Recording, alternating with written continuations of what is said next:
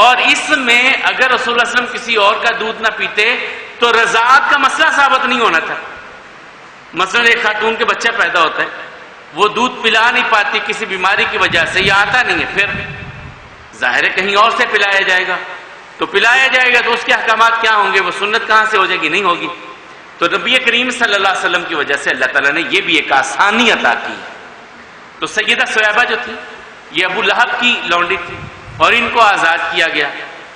ابو لہب کو جب پتا چلا کہ میرے بھائی کے جو میرا بھائی فوت ہو گیا اس کے بیٹا اللہ نے عطا کیا ہے، تو انہوں نے اپنی اس غلام خاتون کو، لونڈی کو آزاد کر دیا.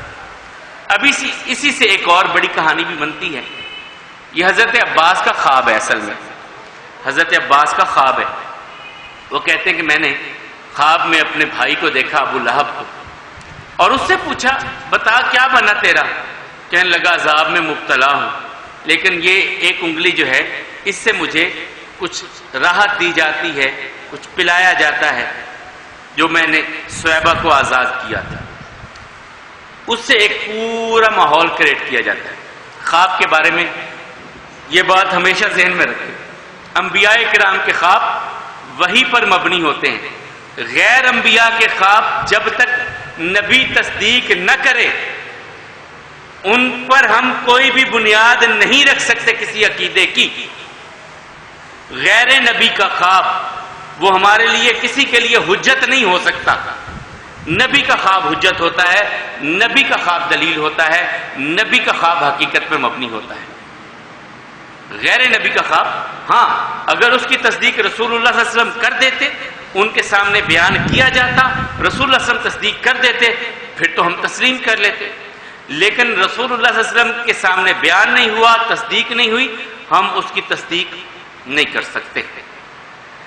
تو اس کے بعد پھر سیدہ حلیمہ سعدیہ، حلیمہ بنت زویب السعدیہ، ان کے خاوند کا نام حارث تھا. یہ اپنے خاندان کے ساتھ، ابن اسحاق واقدی کی روایت ہے کہ یہ آئیں، ان کے علاقے میں قحط پڑ گیا، خشکی ہو گئی، بارش نہیں ہو رہی تھی اور چراگاہیں ختم ہو گئیں.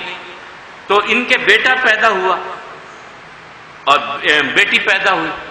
تو انہوں نے کہا کہیں سے مکہ چلتے ہیں، بچے لے آتے ہیں، چلے ادھر سے کچھ پیسے آ جائیں گے، کچھ اناج آ جائے گا اور ہمارے گھر کی گزران شروع ہو جائے گا.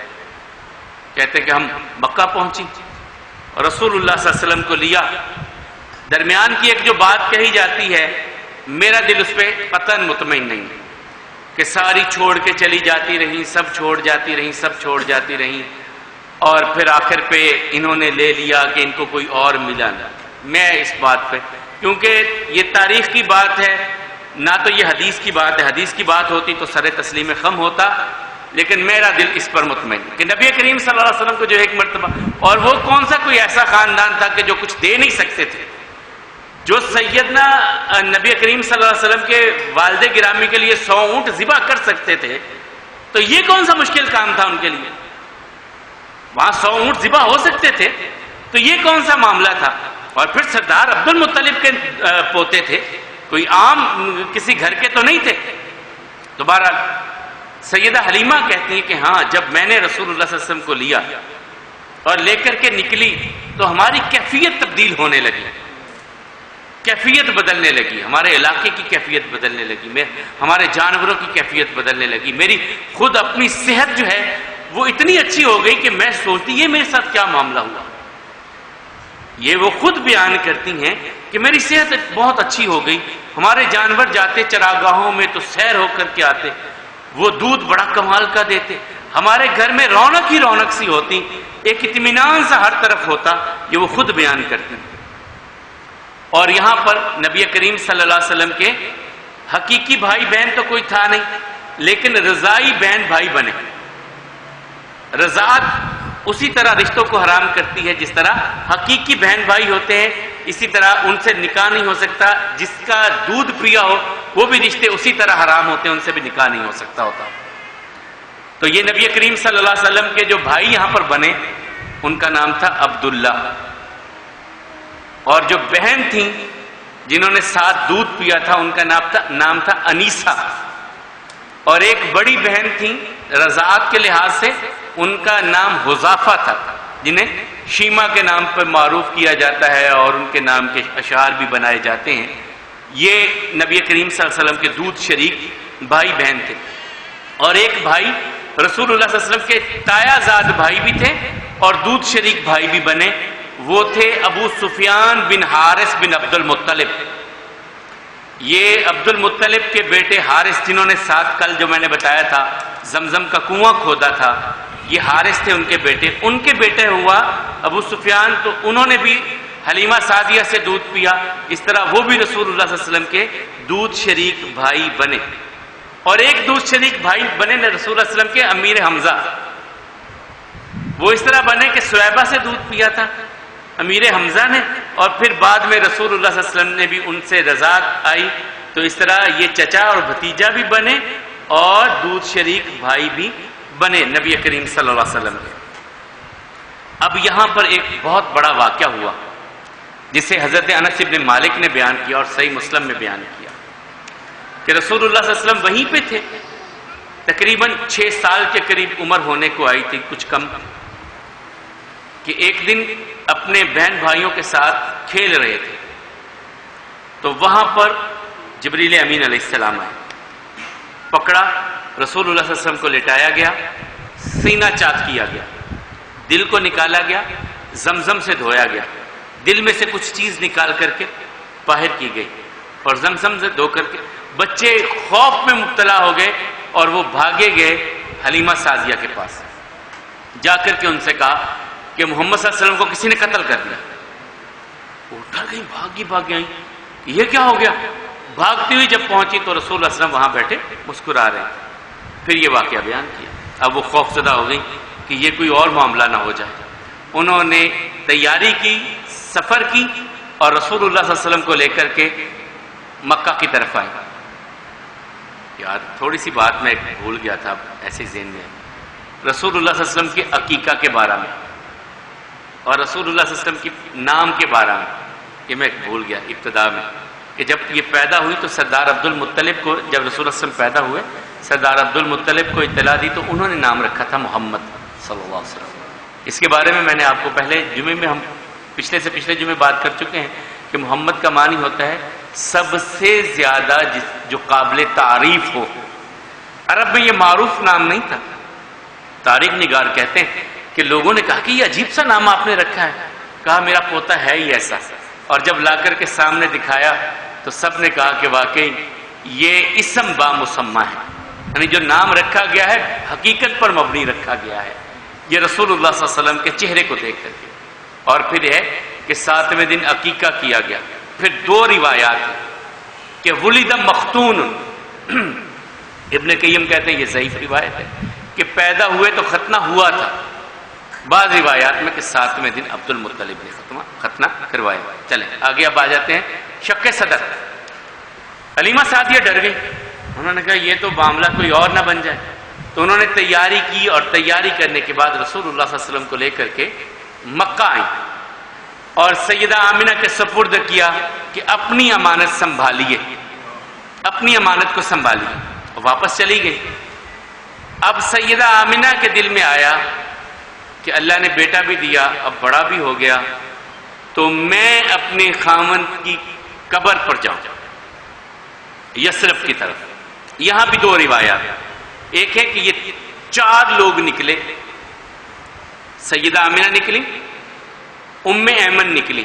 ام ایمن رسول اللہ صلی اللہ علیہ وسلم کی دائیہ بھی ہیں، رسول اللہ صلی اللہ علیہ وسلم کے والد گرامی کی لونڈی تھی، نام ان کا برقہ تھا۔ ام ایمن انہیں لقبن کہا جاتا تھا۔ ان کی شادی پھر حضرت زید رضی اللہ تعالیٰ سے ہوئی اور ان سے اسامہ بن زید پیدا ہوئے، جن سے رسول اللہ صلی اللہ علیہ وسلم بہت پیار کیا کرتے تھے۔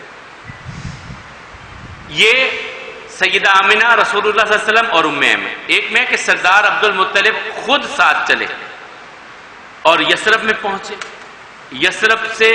یثرب جاتے ہوئے یا بعد واپس آتے ہوئے رسول اللہ صلی اللہ علیہ وسلم اپنے والد گرامی کی قبر پہ پہنچے، وہاں سے واپس آتے ہوئے ابوا کے مقام پر، یہ مکہ اور مدینہ کے درمیان میں ہے، سیدہ آمنہ کی طبیعت خراب ہوئی اور وہ وہیں پہ رحلت فرما گئی۔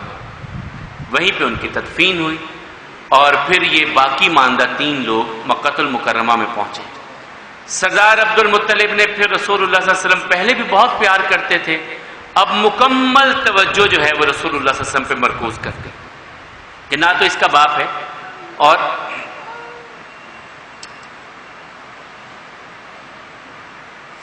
نہ ماں ہے۔ یقیناً یہ عظیم شخصیتیں، یہ عظیم ہستیاں ہوتی ہیں زندگی میں، والدین بہت بڑی چیز ہوتی ہیں، شاید ہمیں احساس نہیں ہوتا، ان کے جانے کے بعد احساس ہوتا ہے کہ ماں باپ ہوتے کیا ہیں۔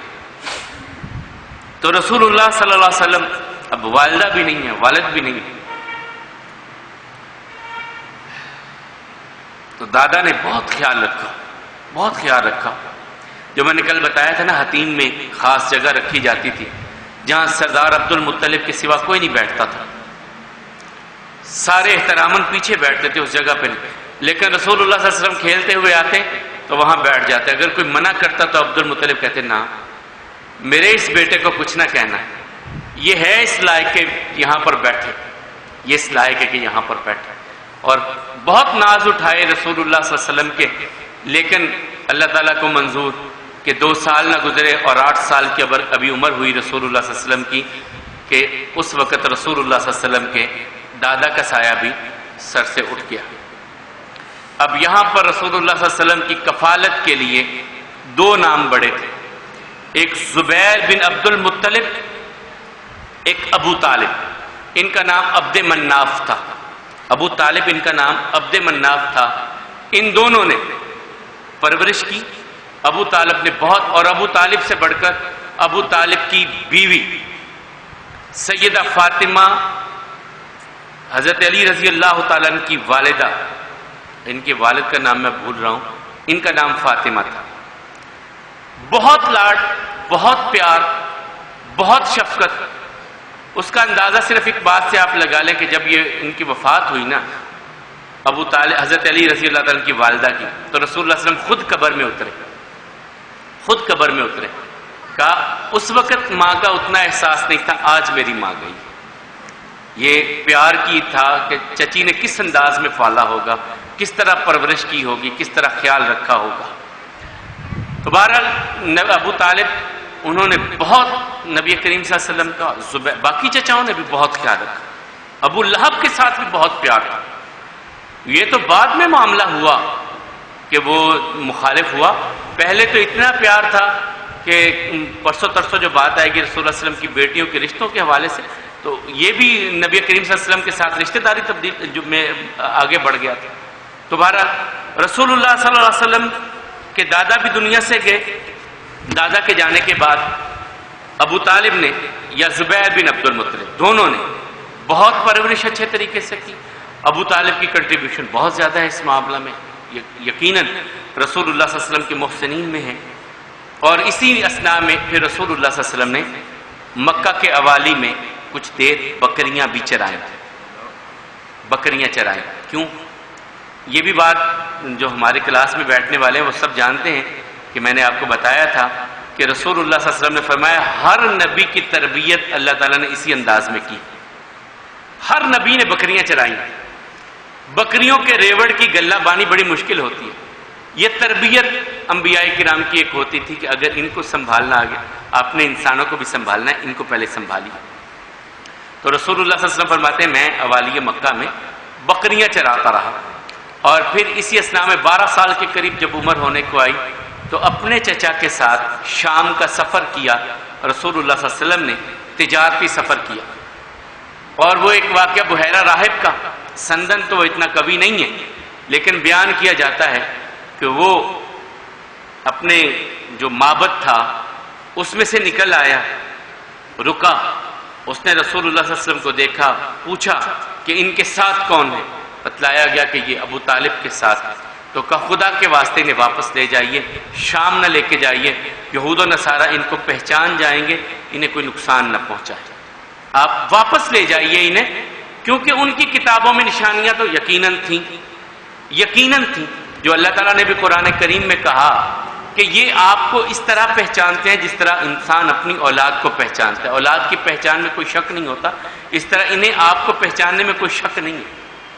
تو پہچانتے تو تھے اور یہ حقیقت ہے. لیکن بعض مستشرقین وہ علماء ہیں یہودی اور عیسائی جنہوں نے اسلام پر بہت ریسرچ کی، تنقیدی یا ناقدانہ بہت بحث کی، بہت ریسرچ کی. انہوں نے اس بات پر بڑے پھر بکھیڑے کہ نبی کریم صلی اللہ علیہ وسلم نے جو قرآن لیا یہ سارا بحیرہ راہب کی تعلیمات سے متاثر ہو کر کے اس سے یہ سارے معاملات لے کر کے انہوں نے پھر اسے پھیلا کر کے اپنے حساب سے جو ہے وہ پیش کرنے کی کوشش کی ہے.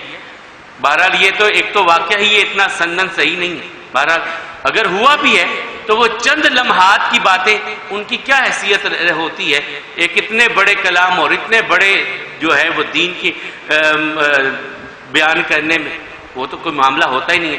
لیکن رائی کا پہاڑ ان لوگوں نے اس بات سے بنایا ہے.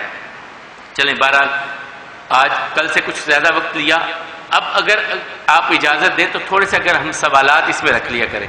مثلا کل ہم نے بات کی تھی رسول اللہ صلی اللہ علیہ وسلم کے پردادا کے حوالے سے کہ ان کا نام ہاشم نہیں تھا، یا اسی طرح میں بتایا تھا آپ کو کہ یہ حضرت اسماعیل علیہ السلام کے کون سے بیٹے کی اولاد میں سے آگے چلے.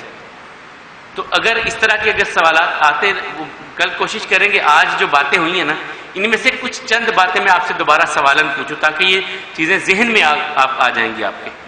کل جو باتیں بڑی تھیں وہ یہ تھا کہ نبی کریم صلی اللہ علیہ وسلم کی پیدائش سے پہلے زمزم بند ہو چکا تھا، بالکل کنواں ختم ہو چکا تھا، اس کے آثار بھی نہیں تھے. یہ خواب میں دکھایا گیا سردار عبد المطلب کو اور انہوں نے اس کو کھودا. دوبارہ اس کو اثر نو جو ہے وہ نکالا گیا اور اس کے آثار پھر نکل آئے نیچے سے، اور وہ جو بنو خزاعہ نے یہاں پر بیت اللہ کا جو چیزیں تھیں پھینک دی تھیں، وہ ہرن تھے سونے کے یا کچھ بھی، وہ بھی سارا پھر اس میں سے نکل آیا. اسی طرح جو ہے ہاشم کو ہاشم اس لیے کہا گیا کہ وہ لوگوں کو کھانا بہت کھلاتے تھے. روٹی سالن جو ہے شوربے میں ڈال کر کے روٹی ٹکڑے ٹکڑے چوڑا کر کے یہ کھلایا کرتے تھے اور یہ عرب میں بڑی مرغوب غذا ہوتی تھی. عبد المطلب کا میں نے بتایا تھا کہ شیبہ نام تھا اور انہیں پھر ان کے چچا نے پالا تھا زیادہ.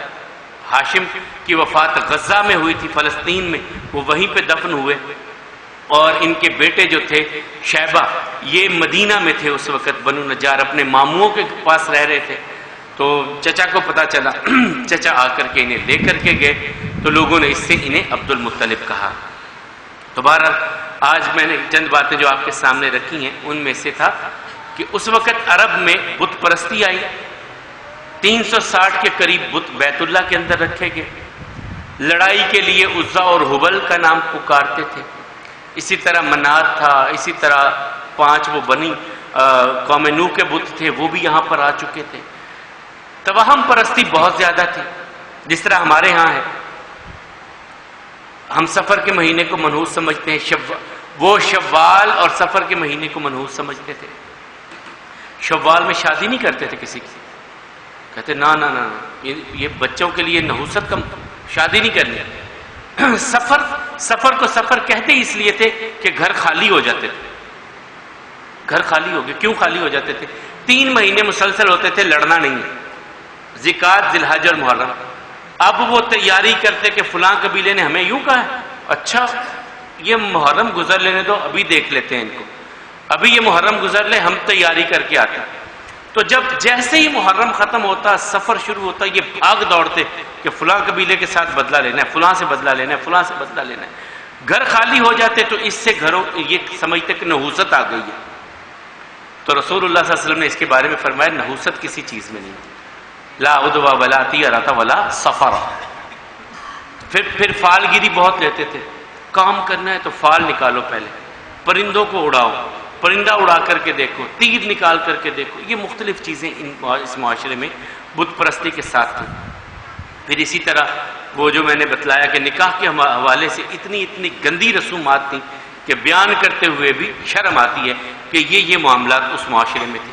پھر بیٹیوں کو معیوب سمجھا جانا، پھر اسی طرح جو ہے ابراہیم علیہ السلام کا بت بنا کے رکھ دینا، یہ کتنی بڑی جسارت کی بات ہے کہ جو بندہ ساری زندگی توحید کے لیے ہر چیز قربان کر رہا ہے اسی کے نام کا بت بن گیا۔ تو انشاءاللہ کل ہم بات آگے چلائیں گے، رسول اللہ صلی اللہ علیہ وسلم پھر تجارت کی طرف کیسے آئے، تجارت کی تو کیسے کی، اور پھر شادی ہوئی تو کیسے ہوئی، کہاں ہوئی، کیا حق مہر دیا، کتنا حق مہر تھا، اور پھر اللہ تعالیٰ نے اس پاک دامن خاتون سے اللہ تعالیٰ نے کیا کیا آقا کریم علیہ السلام کی جھولی میں پھول ڈالے۔ ایک بیٹی تھی، 4 بیٹیاں تھیں، بیٹے کتنے تھے، کیا بیٹی ایک ہی تھی یا 4 تھیں، یہ انشاءاللہ کل آپ کے سامنے بات کریں گے۔ بہت سارے لوگ کہتے ہیں کہ نہیں صرف ایک ہی بیٹی تھی، یہ قرآن کے بھی خلاف ہے، حدیث کے بھی خلاف ہے، اور ان کی اپنی کتابوں کے بھی خلاف ہے۔ کیسے ہے یہ کل انشاءاللہ بات کریں گے۔ اللہ حکم الحاکمین ہم سب کو صحت والی ایمان والی زندگی عطا فرمائے اور ہم سب کی کمیوں کوتاہیوں سے درگزر فرمائے۔ اقول قولی ھذا والحمد للہ، استغفر اللہ لی ولکم ولسائر المسلمین۔